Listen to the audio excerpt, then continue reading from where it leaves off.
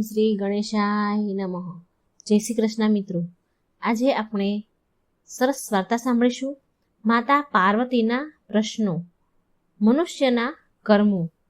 આ વાર્તા ખૂબ જ પ્રેરણાદાયક છે. તમે પૂરી ધ્યાનથી સાંભળજો. શંકર ભગવાન અને મા પાર્વતીની વાર્તા છે. જો આ વાર્તા સાંભળશો તો આ જન્મ તો સુધરશે જ સુધરશે, પણ આવતો જન્મ પણ જરૂર સફળ થશે. માટે બધા ધ્યાનપૂર્વક વાર્તા સાંભળજો. એકવાર માતા પાર્વતી કૈલાસ ઉપર ભ્રમણ કરી રહ્યા હતા. ત્યારે મા પાર્વતીની નજર પૃથ્વી લોક પર પડી. પૃથ્વી પર એક શેઠ અને મજૂર વાત કરી રહ્યા છે. મજૂરે શેઠને કહ્યું કે આ બધો માલ સામાન મેં ગાડીમાંથી ઉતારી લીધો છે. શેઠે કહ્યું, સારું, લે તારી આજની મજૂરી 200 રૂપિયા. મજૂરને માત્ર 200 રૂપિયા મળ્યા. એટલે તેને વિચાર્યું કે આખો દિવસ તનતોડ મહેનત કરી ત્યારે માત્ર 200 રૂપિયા મળ્યા છે. આમાંથી 50 રૂપિયા દૂધના, 50 રૂપિયા શાકભાજીના અને બીજા 100 રૂપિયા વધ્યા છે. તેમાં 3 દિવસ નીકાળવાના છે. કેમ કરી નીકળશે? પછી શેઠ ઘરે ગયા અને શેઠે તિજોરીમાં પૈસાના બંડલો મૂકતા કહે છે કે આ થઈ ગયા 50,000 રૂપિયા. લાવ, હું આને સંભાળીને તિજોરીમાં મૂકી દઉં. પાર્વતીજી બીજી તરફ જુએ છે કે એક ગરીબ સ્ત્રી અને એક ધનવાન સ્ત્રી સાડીની ખરીદી કરે છે. ગરીબ સ્ત્રી દુકાનદારને કહી રહી છે કે ભાઈ, સસ્તી હોય તેવી સાડીઓ બતાવો. અને તે સસ્તી સાડી જુએ છે અને કહે છે, ભાઈ, આ 150 રૂપિયાવાળી સાડી મને ગમી છે, આ સાડી મને આપી દો. એટલે દુકાનદારે 150 રૂપિયાવાળી સાડી તેને આપી દીધી. અને બીજી બાજુ પૈસાદાર ધનવાન સ્ત્રી કહે છે, ભાઈ, આ 3 સાડી મને ગમી છે, એ પેક કરી દો અને લ્યો આ 5,000 રૂપિયા. દુકાનદારે સાડી પેક કરી દીધી. હવે માં પાર્વતી અમીર અને ગરીબને બંનેને જોઈ રહ્યા છે અને કહે છે, જેને જોઈતું હોય તેને મળતું નથી અને જેની પાસે બધું જ છે તેને વધારે ને વધારે મળતું જાય છે. આ પ્રશ્નનો ઉત્તર તો માત્ર મહાદેવ જ આપી શકે છે. ધરતીનો આ નજારો જોઈ મા પાર્વતી થોડા હેરાન પરેશાન હતા. એટલે એના પ્રશ્નના ઉત્તર માટે તે મા પાર્વતી શંકર ભગવાન પાસે ગયા અને શિવજીને કહે છે કે મને મારા પ્રશ્નનો જવાબ આપો પ્રભુ. મને મારા પ્રશ્ન ખૂબ મૂંઝાઈ રહ્યા છે, મને મૂંઝવણ થાય છે, મને શાંતિ નથી મળતી. કે મારો પ્રશ્ન છે કે જે વ્યક્તિ પહેલેથી જ ગરીબ છે અને દુઃખી છે તેને વધારે ને વધારે દુઃખ મળે છે, અને જે વ્યક્તિ સુખી છે તેને ક્યારે દુઃખ નથી મળતું. તમે ક્યારે એને દુઃખ નથી આપતા. આમ કેમ ભગવાન? આ તમારી કેવી લીલા છે? મને કંઈ સમજમાં નથી આવતું. આ સાંભળી શંકર ભગવાન બોલ્યા, દેવી પાર્વતી, આ પ્રશ્નનો જવાબ જાણવા માટે તો આપણે ધરતી પર જવું પડે. ધરતી પર જઈએ ત્યાંના પ્રાણીઓ, મનુષ્યનો હાલચાલ જાણવા માટે ત્યાં જ આપણને જવાબ મળે. ભગવાન શંકરના કહ્યા પ્રમાણે મા પાર્વતી શિવજી સાથે પૃથ્વીલોક ઉપર મનુષ્યનું રૂપ ધારણ કરીને મનુષ્ય પ્રાણીઓના હાલચાલ જાણવા માટે નીકળ્યા. ત્યારે રસ્તામાં જ્યારે ભગવાન ચાલી જ રહ્યા હતા, મા પાર્વતી અને ભગવાન રસ્તામાં ચાલતા હતા, ત્યારે રસ્તામાં એક ગરીબ પતિ પત્ની તેમને દેખાયા. તે પતિ પત્ની ઊભા વાતો કરી રહ્યા હતા. પતિ બોલ્યો હતો, એ ઉર્મિલા, આપણા દુઃખના દિવસ ક્યારે પૂરા થશે? કેટલું દુઃખ અને ગરીબી છે. પેલા ચંદને તો ફરી એક જમીન ખરીદી લીધી, તે તો ધનવાન બની ગયો. એના પતિની વાત સાંભળી ઉર્મિલા બોલી, સાંભળો જી, બધાના ભાગ્ય એક સરખા નથી હોતા. એના ભાગ્યમાં ધનવાન બનવાનું લખ્યું હશે, આપણા ભાગ્યમાં નથી લખ્યું. ભગવાનની ઈચ્છા હશે તો આપણે પણ કોઈ દિવસ અમીર થઈ જશું.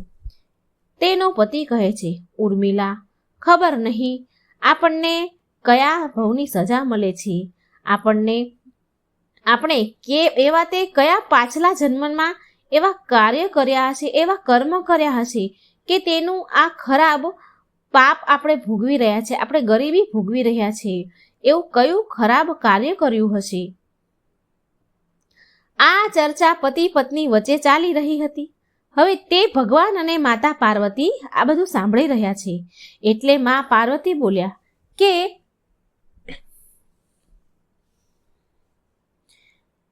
માં પાર્વતી ભોળાનાથને કહે છે કે ગરીબ પતિ પત્ની અમીર તમે બનાવી દો ને. તે કેટલા ગરીબ છે, કેટલા દુઃખી છે, તમે એને અમીર બનાવી દો. મારા કહેવાથી તમે આ લોકોને ધનવાન કરી દો, પૈસા કંઈ પણ આપી દો.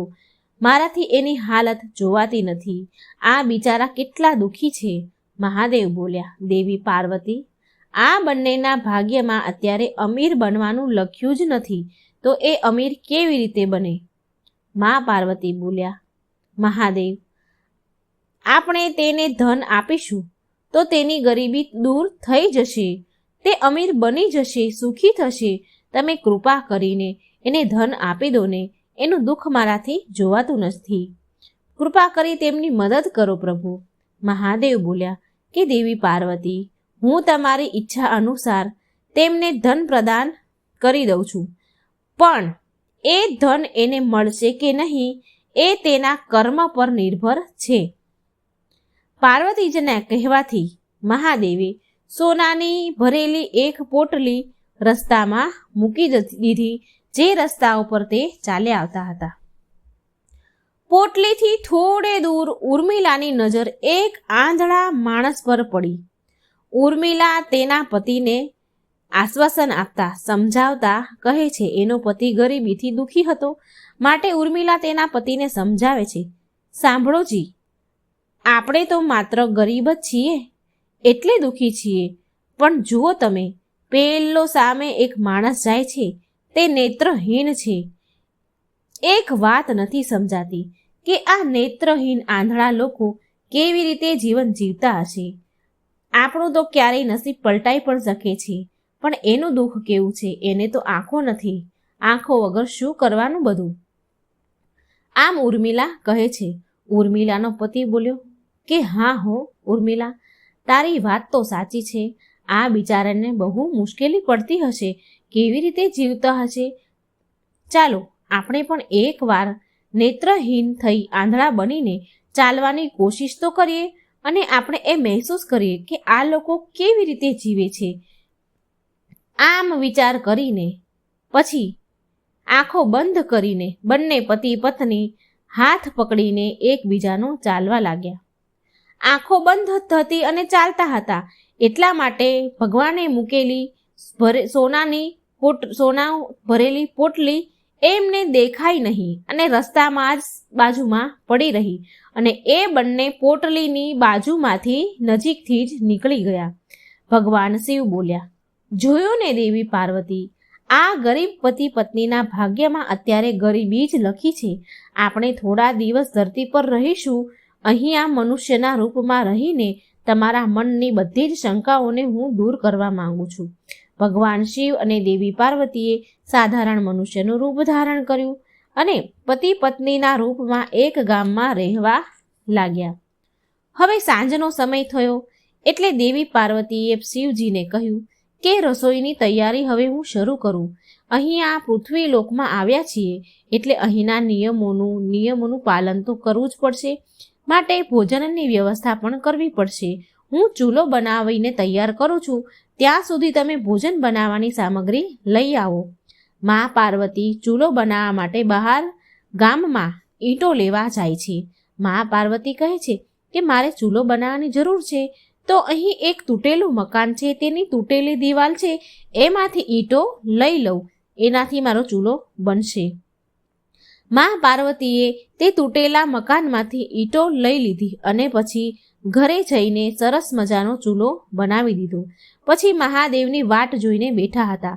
એવામાં ભગવાન શંકર આવ્યા અને મા પાર્વતી બોલ્યા કે અરે તમે આવી ગયા, જુઓ મેં આ સરસ ચૂલો તૈયાર કરી દીધો છે. અરે તમે તો કંઈ લઈને કેમ નથી આવ્યા? તમે તો ખાલી હાથે આવ્યા છો સ્વામી, હવે ભોજન કેવી રીતે બનશે? મહાદેવ બોલ્યા કે દેવી પાર્વતી, હવે સામગ્રીની કોઈ જરૂર નથી, કારણ કે જે પ્રશ્નનો ઉત્તર તમે અહીં શોધવા આવ્યા હતા તે હવે તમને સ્વયં મળી ગયો છે.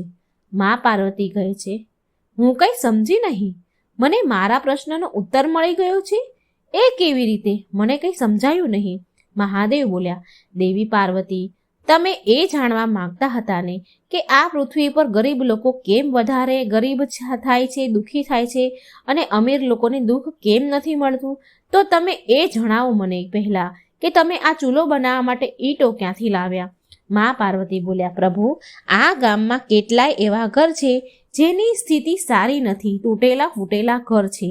તો મેં એક તૂટેલું ઘર હતું, એમાં તૂટેલી દિવાલમાંથી ઈંટો નીકાળીને લઈ આવી. મહાદેવ બોલ્યા, આનો મતલબ એમ થયો દેવી પાર્વતી કે જે ઘર પહેલેથી જ ખરાબ અને તૂટેલું હતું તેને તમે વધારે ને વધારે ખરાબ કરી દીધું, જ્યારે તમે સારા ઘરની દિવાલમાંથી પણ ઈંટો લાવી શકતા હતા.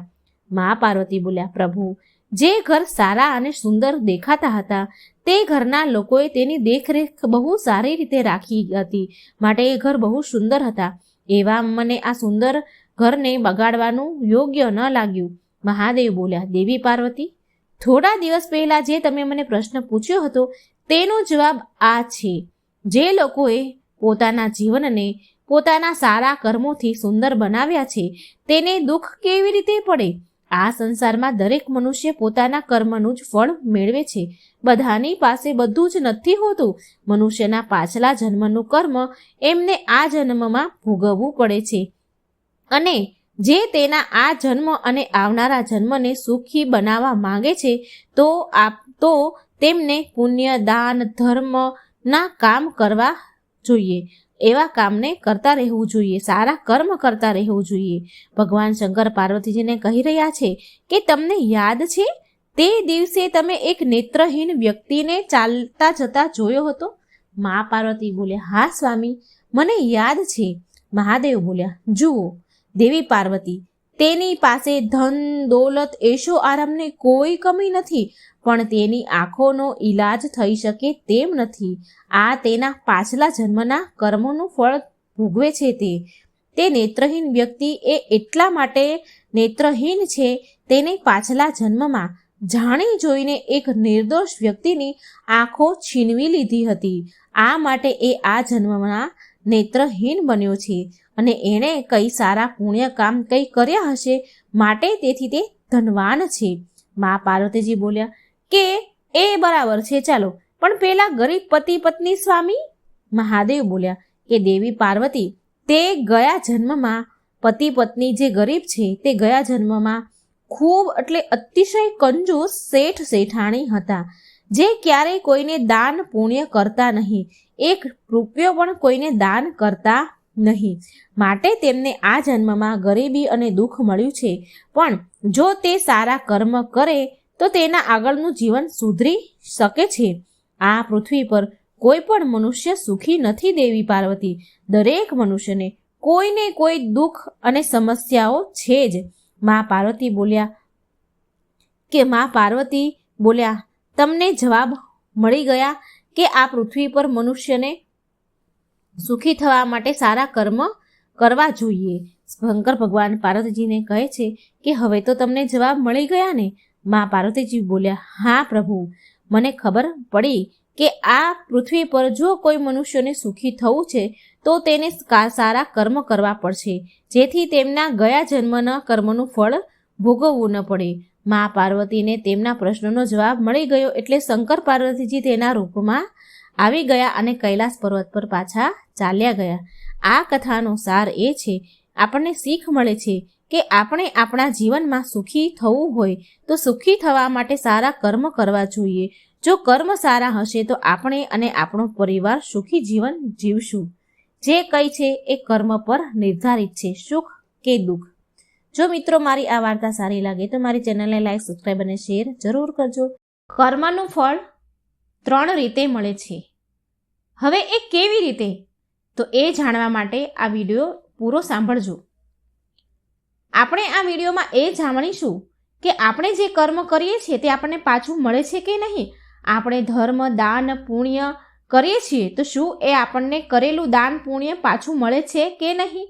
જે લોકો દાન, ધર્મ, પુણ્ય નથી કરતા તો તેવા લોકો સાથે શું થાય છે તો આ વાર્તા પૂરી સાંભળવા વિનંતી, કારણ કે પૂરી વાર્તા સાંભળવાથી સંપૂર્ણ જ્ઞાન સમજાય છે. પ્રાચીન કાળ સમયની આ વાત છે. 4 લોકોનું મૃત્યુ થયું. તેમાં એક રાજા હતો, બીજો પંડિત, ત્રીજો એક વેપારી હતો અને ચોથો એક ગરીબ ખેડૂત હતો. આ 4 મૃત્યુ પામે છે અને ધર્મરાજાના દરબારમાં જાય છે. અને તે 4 ધર્મરાજાના દરબારમાં જાય છે તો જુએ છે કે ત્યાં તો બહુ ભીડ હતી. ખૂબ મોટી લાઈન લાગી હતી અને 4 લાઈનમાં ઊભા રહ્યા છે અને એ આમ ઘણો બધો સમય લાઈનમાં ઊભા રહે છે. મિત્રો, જ્યારે આ 4 વ્યક્તિ ધર્મરાજાના દરબારમાં ઊભા હતા ત્યારે તે લોકો જુએ છે કે સ્વર્ગલોકનો દરવાજો બંધ છે અને 4 લાઈનમાં ઊભા રહી ગયા છે. ત્યાં ઊભા તે 4 બધા જ લોકો તેવી વાટ જોઈ રહ્યા હતા કે અમારો નંબર તો સ્વર્ગલોકમાં જ આવશે, અમને સ્વર્ગલોકો જ મળશે. અને આમ આ 4 લોકો વિચાર કરી રહ્યા હતા કે અમે પણ સ્વર્ગલોકમાં જઈશું. અને લાઈનમાં ઊભા તે રાજા બીજા 3 સાથે વાત કરી રહ્યો હતો કે તમે બધા નરકમાં જશો, પણ હું તો સ્વર્ગમાં જ જવાનો છું.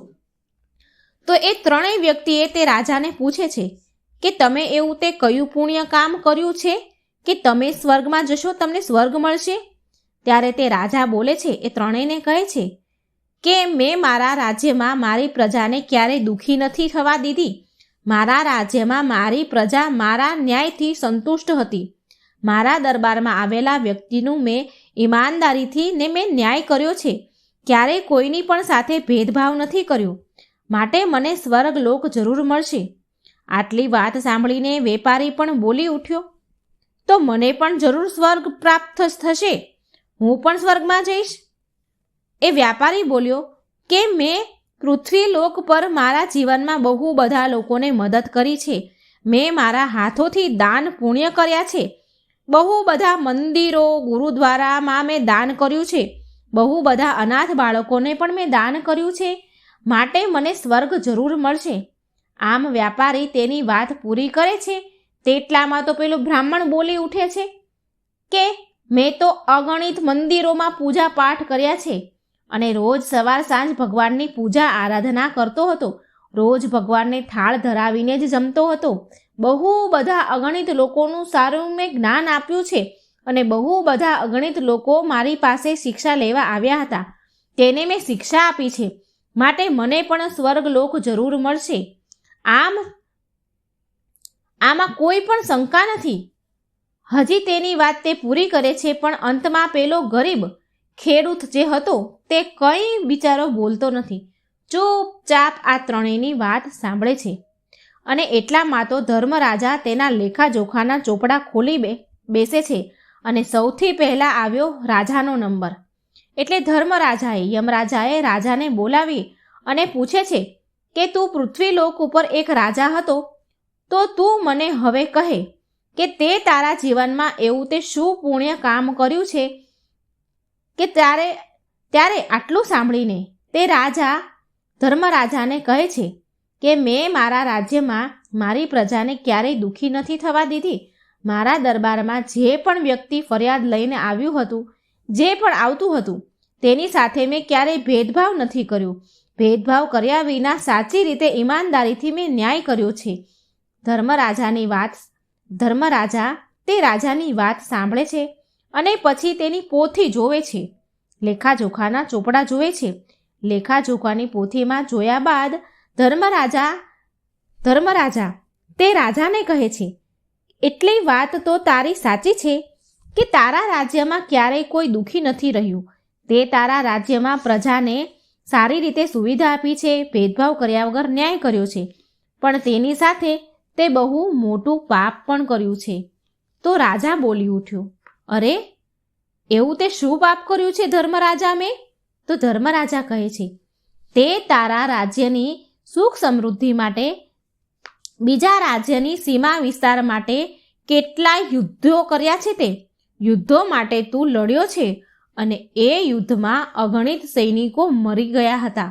તેમાં મરેલા સૈનિકોનો પરિવાર અનાથ થઈ ગયો હતો. તેના નાના બાળકો અનાથ થઈ ગયા. તેની પત્નીઓ વિધવા થઈ ગઈ. એ બધું પાપ તારા પર લાગે. તો તને સ્વર્ગલોકની પ્રાપ્તિ નહીં થાય. હવે તને નરકલોકમાં નાખવામાં આવશે. આટલું કહીને ધર્મરાજા યમદૂતને બોલાવે છે અને આદેશ આપે છે. કહે છે કે આ રાજાને પકડીને નર્કમાં નાખો. એટલે યમદૂતો રાજાને પકડીને નર્કમાં નાખે છે. હવે બીજો નંબર આવ્યો પેલા વેપારીનો. ધર્મરાજાએ વેપારીને બોલાવ્યો અને વેપારીને પૂછે છે, હવે તું વેપારી મને એ કહે કે તે તારા જીવનમાં કયા કયા પુણ્ય કામ કર્યા છે જેના કારણે તને સ્વર્ગલોક મળે? ધર્મરાજાની વાત સાંભળી વેપારી કહે છે કે પ્રભુ, મેં મારા જીવનમાં પૃથ્વીલોક ઉપર અગણિત ધર્મના કાર્ય કર્યા છે. અગણિત અનાથ આશ્રમમાં મેં દાન કર્યું છે. અસહાય બાળકોની મેં સેવા કરી છે. બહુ ભિક્ષુક લોકોને મેં ભિક્ષા આપી છે. ઘણા મંદિરોમાં દાન પૂર્ણ કર્યા છે અને કેટલાય ભૂખ્યા લોકોને મેં ભોજન કરાવ્યું છે. એટલે પ્રભુ યમરાજા બોલ્યા. એ કહે છે, પ્રભુ, વેપારી કહે છે, મેં અગણિત દાન પુણ્ય કર્યા છે. મેં ધર્મના કાર્ય કર્યા છે. માટે ધર્મરાજા વેપારીને કહે છે. આટલી વાત સાંભળી બોલ્યા. તેમના લેખાજોખાની પોથી ખોલીને જુએ છે અને એ પોથીમાં વેપારીનું ખાતું જુએ છે.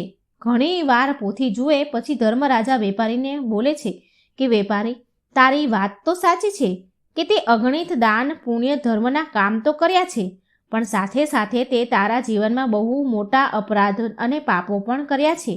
તો વેપારી ધર્મરાજાને કહે છે, પ્રભુ, મેં મારા જીવનમાં ક્યારેય કોઈ પાપ નથી કર્યું. શું પાપ છે તો મને કહો. તો ધર્મરાજાએ પોથીમાં જોઈને વેપારીને કહ્યું કે વેપારી, તું ધ્યાનથી સાંભળ કે તે ક્યાં અગણિત પાપ કર્યા છે. ધર્મરાજા કહે છે કે વેપારી, તે તો તારા જીવનમાં બહુ બધું ધન કમાયો છે. ધનને કમાવા માટે તે કેટલી વાર ન જાણે ખોટું બોલ્યો છે અને સાથે સાથે તે કેટલાય લોકોને દગો આપ્યો છે, છેતરપિંડી કરી છે અને કેટલી ચીજ વસ્તુની ભેળસેળ કરી મિલાવટ કરીને તે વસ્તુ વહેંચી છે અને તારી મિલાવટવાળી વસ્તુના ખાવાથી ન જાણે કેટલાય લોકોને અકાલ મૃત્યુ થયું છે. માટે તે પણ ઘનઘોર પાપ કર્યું છે. મોટા મોટા અપરાધ કર્યા છે. તારા પાપો ગુનાહો આગળ તારા દાન પુણ્ય નાના પડી ગયા છે, ઓછા પડી ગયા છે. માટે તને પણ સ્વર્ગલોકની પ્રાપ્તિ તો નહીં જ થાય. તને નર્કલોકમાં નાખવામાં આવશે. આટલું કહી યમદૂતને આદેશ આપે છે ધર્મરાજા કે આ વેપારીને નર્કલોકમાં નાખી આવો. યમદૂતો વેપારીને નર્કલોકમાં નાખવા જાય છે. પછી નંબર આવે છે પેલા બ્રાહ્મણનો. ધર્મરાજા બ્રાહ્મણને બોલાવે છે અને કહે છે કે ચાલો હવે તમે કહો, તમે તમારા જીવનમાં કયા કયા ધર્મના કાર્ય કર્યા છે તે મને કહો. ધર્મરાજાની વાત સાંભળી બ્રાહ્મણ બોલ્યો, હે પ્રભુ, મેં મારા જીવનમાં અગણિત લોકોને શિક્ષા આપી છે. મેં મારા જીવનમાં અગણિત મંદિરોમાં પૂજા પાઠ કર્યા છે. મેં મારા જીવનમાં ભગવાનને મારા હાથથી ધાળ ધરાવ્યા છે, જમાડ્યા છે. સવાર સાંજ રોજ હું એક પણ દિવસ એવો નથી કે મેં ભગવાનનું નામ નથી લીધું કે ભગવાનની પૂજા નથી કરી. મેં રોજ ભગવાનની પૂજા પાઠ કર્યા છે, પુણ્ય કર્યું છે. મેં મારા જીવનમાં ક્યારેય કોઈ દુષ્કર્મ નથી કર્યું. આટલું બ્રાહ્મણ ધર્મરાજાને કહે છે. એટલે બ્રાહ્મણની વાત સાંભળી ધર્મરાજા તેના લેખાજોખાની પોથી ખોલે છે અને બ્રાહ્મણનું ખાતું જોવે છે. ઘણી વાર તે પોથી જુએ છે અને થોડી વાર પછી ધર્મરાજા બ્રાહ્મણને બોલ્યા, હા બ્રાહ્મણ દેવ, હું માનું છું કે તમે મંદિરોમાં ઘણાય પૂજા પાઠ કર્યા છે. ઘણા લોકોને તમે શિક્ષા પણ આપી છે. ઘણા લોકોને તમે જ્ઞાનની વાતો પણ કહી છે અને ભગવાનને તમારા હાથે ભોગ પણ લગાવ્યા છે. આ વાત તો તમારી સાચી છે, પણ જે જ્ઞાન તમે લોકોને આપ્યું ને તેના પર તમે પોતે ક્યારેય અમલ નથી કર્યું. જે શિક્ષા તમે લોકોને આપી છે ને તેના પર તમે ક્યારેય પોતે અમલ નથી કર્યો. તો તમે સૌથી મોટા પાપના ભાગીદાર છો. તમે હંમેશા બીજા લોકોને જ્ઞાન આપ્યું પણ તમે પોતે તે વાત પર અમલ ન કર્યો, તમારા જીવનમાં ના ઉતારી, માટે તમે પાપના ભાગીદાર છો. તો તમને પણ નર્ક મળશે. ધર્મરાજા તેના યમદૂતોને આદેશ આપે છે કે આને નર્કમાં ફેંકી આવો. યમદૂતો બ્રાહ્મણને ઉપાડી નર્કમાં ધકેલી દે છે. અને મિત્રો, છેલ્લે નંબર આવે છે પેલા ગરીબ ખેડૂતનો. ધર્મરાજા ગરીબ ખેડૂતને પૂછે છે કે હવે તું મને કહે કે તારા જીવનમાં તે કયા કયા પુણ્યના ધર્મના કાર્ય કર્યા છે. તો તે ગરીબ ખેડૂત ધર્મરાજાને પહેલેથી જ કહેવા લાગ્યો કે પ્રભુ, તમે મને નર્કલોકમાં જ નાખી દો. પણ તેની પહેલાં મને એકવાર સ્વર્ગલોકના દર્શન કરાવી દો. હું બહારથી જ દર્શન કરીને સીધો નર્કમાં ચાલ્યો જઈશ. તો ધર્મરાજા બોલી ઉઠ્યા કે મેં તને એ નથી પૂછ્યું કે તું નર્કમાં જઈશ કે સ્વર્ગમાં? મેં તને પૂછ્યું છે કે તારા જીવનમાં તે કયા પુણ્ય દાન ધર્મ કર્યા છે તે મને કહે. તો પેલો ગરીબ ખેડૂત કહેવા લાગ્યો કે મેં મારા જીવનમાં એવું કોઈ ધર્મનું કાર્ય નથી કર્યું. હું એક ગરીબ માણસ હતો. મારા ગરીબ ઘરમાં હું જન્મ્યો છું. હું એક ગરીબ ઘરમાં મેં જન્મ લીધો છે અને ગરીબીમાં જૂજતા જ મારું જીવન પસાર થયું છે. હું રોજ સવારે મજૂરી કરવા ઘરેથી જતો અને સાંજે ઘરે આવતો હતો. મજૂરીમાંથી જે પૈસા મને મળતા હતા ને તેમાંથી તો બહુ મુશ્કેલીથી મારા પરિવારનું ભરણ પોષણ થતું હતું. માંડ 2 ટાઈમનું જમવાનું મળતું હતું. ક્યારેક તો ભૂખ્યા પણ રહેવું પડતું હતું. માટે પ્રભુ, ના તો મારી પાસે ક્યારેય દાન કરવા માટે ધન ભેગું થયું અને ના ક્યારેય મેં કોઈ દિવસ દાન પુણ્ય કર્યું.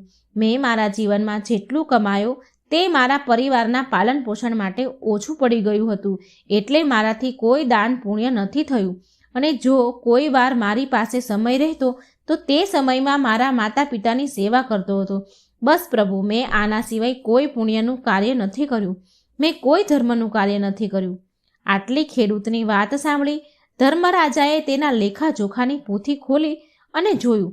ખેડૂતનું ખાતું જોયું, ઘણી વાર જોયું અને પછી બોલ્યા. પોથી જોયા બાદ ધર્મરાજા હસવા લાગ્યા અને ગરીબ ખેડૂતને કહે છે કે તું યાદ કર, તે તારા જીવનમાં કયું પુણ્યનું કાર્ય કર્યું છે? તો ખેડૂત ધર્મરાજાને ફરી કહે છે, હે પ્રભુ, મેં તો કહ્યું તો ખરી, મેં ક્યારેય કોઈ પુણ્યનું કાર્ય નથી કર્યું. મને એટલો સમય જ ન મળતો કે હું કોઈ ધર્મનું કાર્ય કરું કે મારી પાસે ના એટલું ધન હતું કે હું કોઈ દાન કરું. ધર્મરાજા ખેડૂતને કહે છે કે તે માત્ર જીવનમાં એક જ પુણ્યનું કામ કર્યું હતું અને તે સાચા દિલથી, સાચી લગ્નથી, સાચા મનથી, આત્માથી કર્યું હતું. ધર્મરાજા કહે છે, તું યાદ કર, ઘણા વર્ષો પહેલાંની વાત છે કે તું બહુ ભૂખ્યો હતો.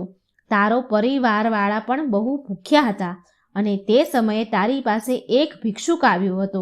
એક કૂતરો પણ આવ્યો હતો. તે બંને ભૂખ્યા હતા. તેને ભૂખ્યા જોઈને તે તારા ભાગનું ભોજન અને તારા પરિવારવાળાના ભાગનું ભોજન હતું તે ભોજન તે ભિક્ષુકને અને કૂતરાને ખવડાવી દીધું હતું અને તું અને તારો પરિવાર ભૂખ્યો જ સૂઈ ગયા હતા. ધર્મરાજાની વાત સાંભળીને ગરીબ ખેડૂતને તે વાત યાદ આવી જાય છે અને કહે છે, હા પ્રભુ, મેં એકવાર આવું કર્યું હતું. એના પછી મેં કોઈ પુણ્યનું કામ નથી કર્યું. એટલે ધર્મરાજા કહે છે કે તે એક જ વાર પણ પુણ્યનું કામ કર્યું છે અને એ પણ પૂરી આત્માથી, સાચા મનથી, શ્રદ્ધાથી કર્યું છે. એના માટે તારા ખાતામાં પુણ્ય જમા થયું છે. આટલું કહી ધર્મરાજા યમદૂતોને આદેશ આપે છે કે આ ખેડૂતને સન્માન સહિત વાજતે ગાજતે સ્વર્ગલોકમાં મોકલો. અને યમદૂતો વાજતે ગાજતે પૂરા મનથી, સન્માનથી ખેડૂતને સ્વર્ગલોકમાં મૂકવા જાય છે. મિત્રો, આ હોય છે કર્મનું ફળ. આપણે જેવું કરીએ છીએ તેવું ભોગવવું પડે છે. આપણું કરેલું પાછું વળીને આપણને જ મળે છે. દાન પૂર્ણ ધર્મ કરો તો પૂરી આત્માથી, પૂરી શ્રદ્ધાથી, મનથી કરવું. જો કોઈની પાસે દગો કરીને દાન પુણ્ય કરીએ, તો કોઈને ચોરી કરીને દાન પુણ્ય કરીએ, તો કોઈનું ધન છીનવીને જો દાન પુણ્ય કરવામાં આવે તો તે દાન પુણ્ય નથી ગણાતું. આ દાન પુણ્ય કોઈ કામનું નથી હોતું. પોતાની મહેનતથી, સચ્ચાઈથી કોઈ એકવાર ભલે દાન પુણ્ય કરે, પણ પૂરી શ્રદ્ધાથી, પૂરી આત્માથી, સાચા મનથી એકવાર કરેલું દાન પણ ખાતામાં જમા થઈ જાય છે. તેનું ફળ મળે છે.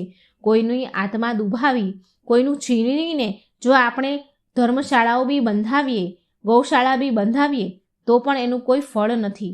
તો મિત્રો, જો તમને આ વાર્તા સારી લાગે તો મારી ચેનલને સબસ્ક્રાઈબ કરજો, મારો વિડીયો લાઈક અને શેર જરૂર કરજો. કર્મનું ફળ કેવી રીતે ભોગવવું પડે છે એ તમે પૂરા ધ્યાનથી સાંભળજો. દીકરો બનીને, વહુ બનીને કે દીકરી બનીને કે જમાઈ બનીને આ બધા કોણ આવે છે જેની આપણી સાથે કર્મોની લેણા દેવી હોય છે? જો લેણા દેવી ન હોય ને તો કોઈ આવતું નથી. મિત્રો, આવી જ કર્મની લેણા દેણીની એક વાર્તા છે જે આ વિડીયોના માધ્યમથી હું તમને તમારી સાથે શેર કરવા માંગુ છું. તો મારા વિડીયોને લાઈક અને સબસ્ક્રાઈબ કરી આપજો. મિત્રો, એક સમયની વાત છે. એક આર્મી મેન હતો. તે એકદમ એકલો હતો. મા, બાપ, ભાઈ, બહેન કોઈ ન હતું. માત્ર એકલો જ હતો. એકલો જ કમાઈને ફોજમાં રૂપિયા જમા કરે. એક દિવસ એક શેઠ બેઝ કેમ્પમાં કરિયાણાનો માલ સપ્લાય કરવા આવ્યા. એની સાથે ફોજીનો પરિચય થયો અને દોસ્તી થઈ.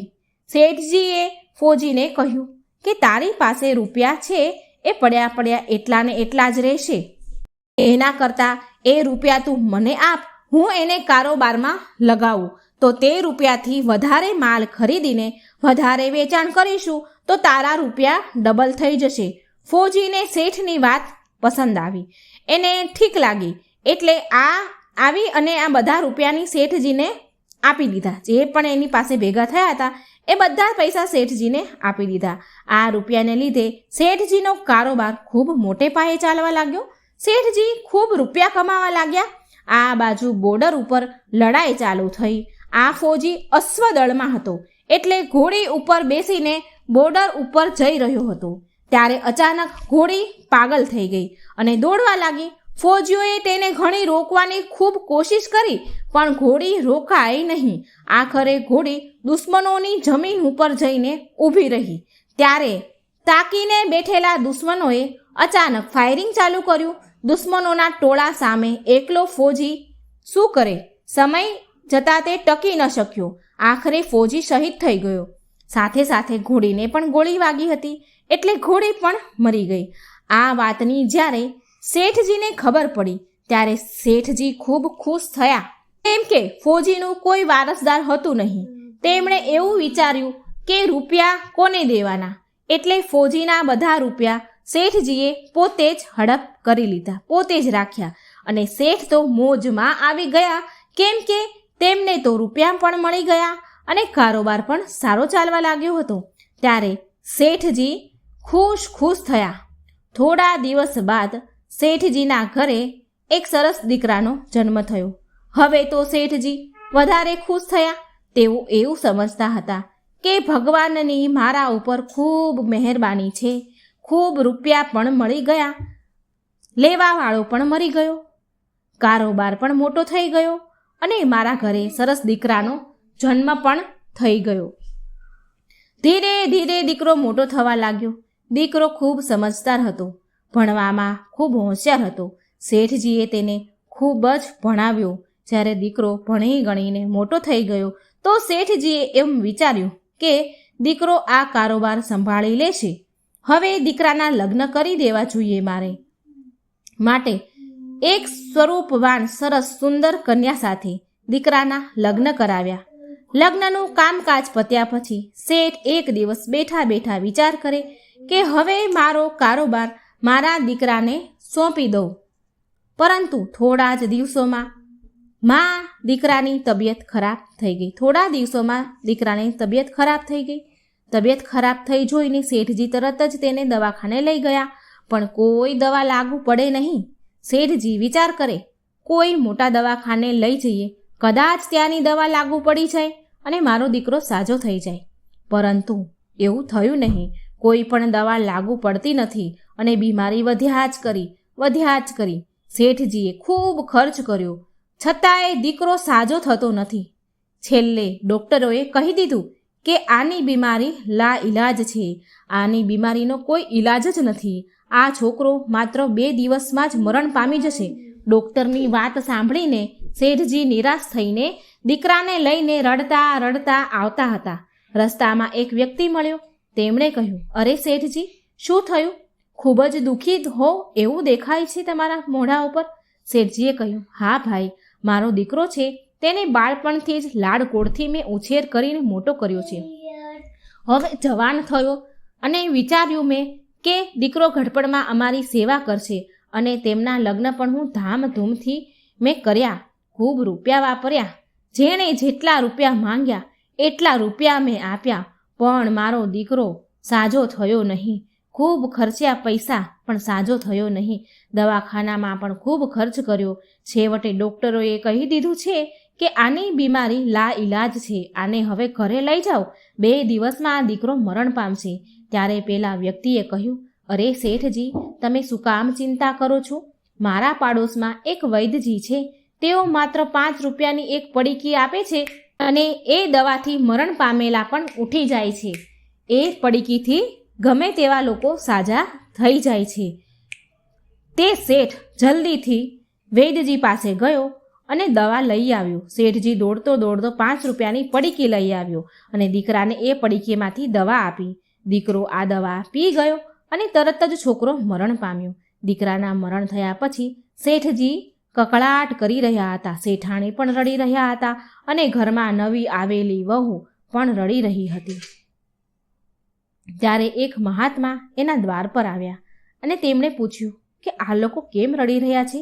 ત્યારે ગામના લોકો બોલ્યા, આ શેઠને એક જ જવાનો દીકરો હતો, એ પણ આજે મરી ગયો, એટલે બધા રડી રહ્યા છે, બધા દુઃખી છે. મહાત્માજી બોલ્યા, શેઠજી રોડો છો શું કામ? બોલ્યા, શેઠજી બોલ્યા, જેનો જવાન દીકરો મરી જાય તો સે એ રડે નહીં માણસ, તો શું કરે? મહાત્મા બોલ્યા, તે દિવસે તો તમે ખૂબ ખુશ હતા. શેઠજી બોલ્યા, કયા દિવસે મહાત્માજી? તો મહાત્માજી બોલ્યા, જ્યારે ફોજીએ તમને રૂપિયા આપ્યા હતા ત્યારે. શેઠજી બોલ્યા, હા, કારોબાર માટે રૂપિયા મળ્યા હતા એટલે ત્યારે હું ખુશ હતો. ત્યારે મહાત્માજી બોલ્યા, બીજા એક દિવસે તો તમે ખૂબ જ ખુશ હતા, તમારી ખુશીનો કોઈ પાર ન હતો, એટલા ખુશ હતા તમે. શેઠજી બોલ્યા, કયા દિવસે? ત્યારે મહાત્માજીએ કહ્યું, પેલો ફોજી જ્યારે શહીદ થઈ ગયો હતો, જ્યારે એ ફોજીએ તમને પૈસા આપ્યા હતા, એ ફોજી શહીદ થઈ ગયો તો તમે એવું વિચાર્યું કે હવે આ રૂપિયા કોને પાછા આપવા? એ તો છે નહીં, એનો કોઈ વારસદાર છે નહીં, તો હવે આ રૂપિયા મારે કોઈને નહીં આપવા પડે. એ વિચારીને તમે ખૂબ ખુશ હતા. મફતમાં તમારો કારોબાર વધી ગયો, કારોબાર ખૂબ મોટો થઈ ગયો, હવે હું આનંદથી જીવન પસાર કરીશ. ત્યારે શેઠજી બોલ્યા, હા મહારાજ, ત્યારે હું ખુશ હતો. મહાત્માજી બોલ્યા, ત્યારે તે બધા લોકોને ખૂબ મીઠાઈ ખવડાવી હતી. શેઠજી બોલ્યા, ક્યારે? મહાત્માજી કહે છે, જ્યારે તમારા ઘરે દીકરાનો જન્મ થયો. ત્યારે શેઠજી કહે, ઘરમાં જ્યારે દીકરાનો જન્મ થાય ત્યારે તો કોણ ખુશ ન થાય, બધા જ લોકો ખુશ થાય. એવી જ રીતે હું પણ ખુશ થયો હતો. મહાત્માજી કહે છે, તે દિવસે તો તમારા પગ જમીન પર નહોતા પડતા, એટલા બધા ખુશ હતા તમે. શેઠજી કહે, કયા દિવસે મહાત્માજી? મહાત્માજી કહે છે, જ્યારે તમારા દીકરાના લગ્ન હતા અને જાન લઈને જતા હતા. ત્યારે શેઠજી બોલ્યા, અરે મહાત્માજી, જ્યારે દીકરાની જાન લઈને જતા હોય ત્યારે તો દરેક બાપ ખુશ હોય ને, કોણ ખુશ ન થાય પોતાના દીકરાના લગ્નમાં? ત્યારે મહાત્માજી બોલ્યા, તમે આટલી બધી વખત ખુશ થઈ ગયા હતા, ખુશ થઈ શકતા હો તો આ નાની એવી વાતમાં રડી શું કામ રહ્યા છો? શેઠજી બોલ્યા, મહાત્માજી, આ તમને નાની એવી વાત લાગે છે? મારો જુવાન જ્યોત દીકરો મરી ગયો છે અને તમને વાત નાની લાગે છે? આ કોઈ નાની વાત નથી. ત્યારે મહાત્માજી બોલ્યા, અરે મૂર્ખ શેઠ, આ એ જ પેલો ફોજી હતો જેના રૂપિયા તમે એકલાએ રાખ્યા હતા. આજે એ જ ફોજી દીકરો બનીને તમારા ઘરે તેણે જન્મ લીધો હતો. તે રૂપિયા વસૂલ કરવા આવ્યો હતો. તમે તેને ભણાવવામાં, ખાવા પીવાના, તેના લગ્નમાં બધી જ જગ્યાએ તેમને પોતાના રૂપિયા ખર્ચ કરાવ્યા. ત્યારબાદ થોડા રૂપિયા હજુ તમારી પાસેથી એને લેવાના બાકી હતા, એટલે એ બીમાર પડ્યો અને તે રૂપિયા તમે દવાખાનામાં ખર્ચ કર્યા. તેને ફોજીએ તમારા રૂપિયા દવાખાનામાં ખર્ચ કરાવ્યા અને છેલ્લે 5 રૂપિયા તમારા ખિસ્સામાં હતા તેણે પણ પેલા વેદજીની પડીકી લેવામાં તમે એ 5 રૂપિયા પણ તેણે ખર્ચ કરાવી નાખ્યા. તમારે અને કર્મોની લેણા દેવીના સંબંધ પૂરા થઈ ગયા એટલે તે પરલોક ચાલ્યો ગયો. ત્યારે શેઠજી બોલ્યા, ચાલો, મારી સાથે તેની કર્મોની લેણા દેવી હતી અને અમારી સાથે તો જે થવાનું હતું એ થઈ ગયું, પણ ઘરમાં બેઠી બેઠી રડી રહેલી નવી પરણેલીને આવેલી તેની પત્નીનો શું વાંક? યુવાનીમાં તેની પત્નીને વિધવા બનાવીને ચાલ્યો ગયો, એનો શું વાંક? કે તેની પણ જિંદગી બગડી. ત્યારે મહાત્માજી બોલ્યા, તેનો પણ એક જ સંબંધ હતો. જ્યારે એ ફોજી ઘોડી લઈને બોર્ડર ઉપર જતો હતો ત્યારે તે પણ યુવાન હતો અને ઘોડી પાગલ થઈ અને દુશ્મનો સામે આવીને ઊભી રહી અને દુશ્મનોએ ફાયરિંગ કર્યું અને યુવાન વયે તે ઘોડીના કારણે શહીદ થયો. એ ઘોડી આ સ્ત્રી હતી, એટલે જ તે આ સ્ત્રીને યુવાન વયે વિધવા બનાવીને ચાલ્યો ગયો. વેદ, પુરાણ, સાધુ સંતો, તમામ મહાન પુરુષોના અનુભવો એવું કહે છે કે આ સંસાર કર્મોના લેણદેન ઉપર જ ચાલે છે. જેને જેને લેણદેન પૂરી થઈ જાય છે તે પછી એના સંબંધ પૂરા થઈ જાય છે, એટલે આ સંસાર છોડીને સ્વધામ ચાલ્યા જાય છે. એટલે શેઠજી, આ સંસારમાં કોઈનું સગું નથી. આ તો બધા કર્મના બંધનથી બંધાયેલા છે. એટલે જ દીકરાના મરણ થવાથી તમે દુઃખી ન થાવ. વાસ્તવમાં એ દીકરો તમારો દીકરો હતો જ નહીં. દોસ્તો, જો આ મારી વાર્તા તમને સારી લાગી હોય તો કમેન્ટ બોક્સમાં જરૂર જણાવજો અને લાઈક, સબસ્ક્રાઈબ અને શેર જરૂર કરજો મારી ચેનલને. જય શ્રી કૃષ્ણ. રાધે રાધે. Thank you.